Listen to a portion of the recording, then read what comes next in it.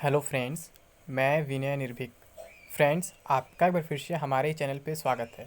तो फ्रेंड्स, जैसा कि आप जान रहे हैं, कॉल रिकॉर्डिंग्स और ईमेल रिप्लाईज़ का दौर शुरू हो चुका है। जैसा कि पहले हुआ था दिसंबर महीने में, तो अब लगातार शुरू हो गया है। अब इसमें ये कन्फ्यूज़न बन गया है कि किसे सही माना जाए और किसे गलत। क्या अब जुलाई में भी एग्ज़ाम नहीं होगा? क्योंकि कॉल रिकॉर्डिंग में ऐसा कुछ कहा गया है। मैं तो रिकॉर्डिंग सुनाने वाला नहीं हूँ, क्योंकि मैं आपको कई बार कह चुका हूँ, मुझे इन सब बातों पे कोई विश्वास नहीं है। लेकिन कुछ लोग बार बार मेरा ओपिनियन जानना चाह रहे हैं कि मेरा ओपिनियन क्या है। तो फ्रेंड्स, मैं क्या ओपिनियन दूँ जब आप लोग यही डिसाइड कर ले रहे हैं कि कौन सही है कौन गलत है, बस उसका सब्सक्राइबर काउंट देख के, व्यूज़ देख के। तो फिर मैं आगे क्या कहूँ?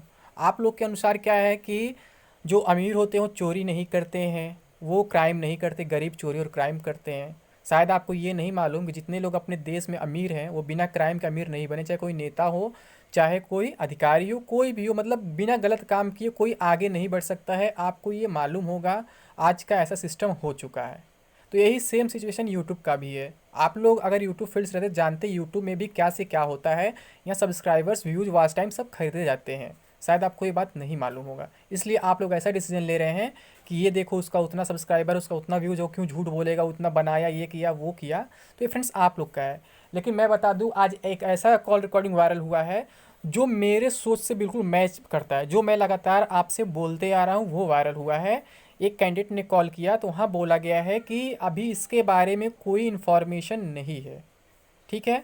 उन्होंने ये बोला उधर से कॉल पे कि जो भी डिसीजन होता है ऊपर से होता है, ये हमारे हाथ में नहीं होता है।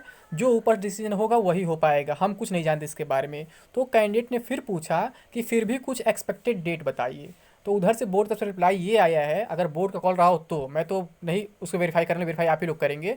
तो रिप्लाई ये आता है उधर से कि अभी हर जगह लॉकडाउन, मतलब कुछ जगह लॉकडाउन बचे हुए हैं, और पिछले बार भी जब हर जगह लॉकडाउन ख़त्म हो गए थे तभी हम लोग एग्ज़ाम करा पाए थे। उसके बाद ही मतलब हम एग्ज़ाम के बारे में सोच सकते हैं। तो कैंडिडेट बोला सर 90% लॉकडाउन खत्म हो चुके थे। फिर उससे रिप्लाई आता है कि जो 10% बचे हैं अगर वो भी खत्म हो जाएंगे तभी हम एग्ज़ाम के बारे में सोच सकते हैं। और एक डिसीजन ऊपर से तो हम नहीं लेते हैं, तो वो लोग इसके बाद डिसीजन लेंगे, अभी कुछ नहीं कह सकते हैं। तो फिर कैंडिडेट्स ने कहा कि सर तब 28, 29, 30 जून वाली बात क्या है? तो उन्होंने बोला कि मतलब कि आप देख रहे हैं कि इतना मतलब हाई टेक्नोलॉजी है, कहने की ज़रूरत नहीं है क्या ज़माना है। आप खुद सोचिए, जो वायरल हुआ उससे पूछ ली डायरेक्टली कि कहाँ से क्या हुआ है, कहाँ से इन्फॉर्मेशन मिला है। कि ये सब बिल्कुल फेक है। मतलब उनका कहने का मतलब ये था कि सब टेक्नोलॉजी कमाल है, सब एडिट वगैरह कर दिया गया है, बाकी उसका रियलिटी से कोई रिलेशन नहीं है। उनका कहना यही है कि जब तक लॉकडाउन नहीं हटेंगे तब तक हम कुछ नहीं कर पाएंगे। और मैं भी आपसे यही कह रहा हूँ शुरू से कि अगर कोई एग्ज़ाम होगा तो 15 जुलाई के भीतर होगा, यानी कि 1 से 15 जुलाई के बीच में। क्योंकि मुझे लगता है कि फिर से लॉकडाउन बढ़ने स्टार्ट हो जाएंगे। अभी तो कुछ जगह ख़त्म ही नहीं हुए हैं, लेकिन 15 जुलाई के बाद लगता है फिर से नए लॉकडाउन लगने स्टार्ट हो सकते हैं, जिनमें 3 स्टेट अभी दिख रहे हैं, महाराष्ट्र, एमपी और केरल। ठीक है, 3 राज्य जो है इस समय खतरे में फिर से पड़ गए हैं, क्योंकि वहाँ डेल्टा प्लस वेरिएंट पाया गया है।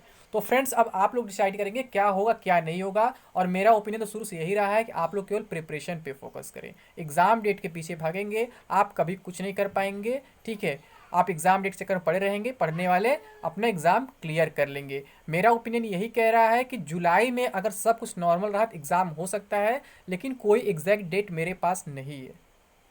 और सिंपल सी बात यही है, आप खुद दिमाग लगाइए कि अगर कोई एग्जैक्ट डेट आपको कॉल पे बता सकता है तो क्यों उसका नोटिस नहीं जारी कर सकता? सिंपल सी बात यही है। अगर डेट कंफर्म है तो नोटिस जारी करने में क्या जाता है? तो ये सब कॉन्फिडेंशियल मैटर होता है, डेट वायरल नहीं किया जाता है फ्रेंड्स। इसलिए कोई आपको डायरेक्ट बता नहीं सकता है कि इस डेट पे एग्ज़ाम होगा फिर इस डेट पे एग्ज़ाम नहीं होगा। इसलिए आप लोग ऑफिशियल नोटिस का वेट करें।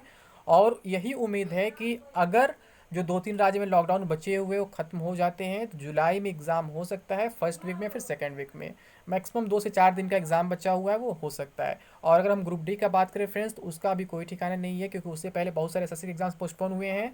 तो सेंटर पता नहीं उनके साथ मिल पाए कि नहीं मिले ग्रुप डी को, अभी ये भी चांस नहीं है। प्लस उस पर कोर्ट केस चल रहा है, प्लस अभी तक उसका एक भी बार डेट जारी नहीं किया गया ऑफिशियली। तो अभी कुछ नहीं कहा जा सकता है। ग्रुप डी पीछे कई सारे रीजन है। अगर ग्रुप डी बहुत जल्द होता है, फिर से कोविड नहीं बढ़ता है, तो भी सितंबर से पहले चांस नहीं दिख रहा है। सितंबर में ही हो सकता है, यानी कि कम से कम अभी 2 महीने का समय है। तो फ्रेंड्स, उम्मीद करता हूँ आप समझ गए मैं क्या कह रहा हूँ। ठीक है फ्रेंड्स, तो अभी के लिए बस इतना ही। Thank you. जय हिंद, जय भारत।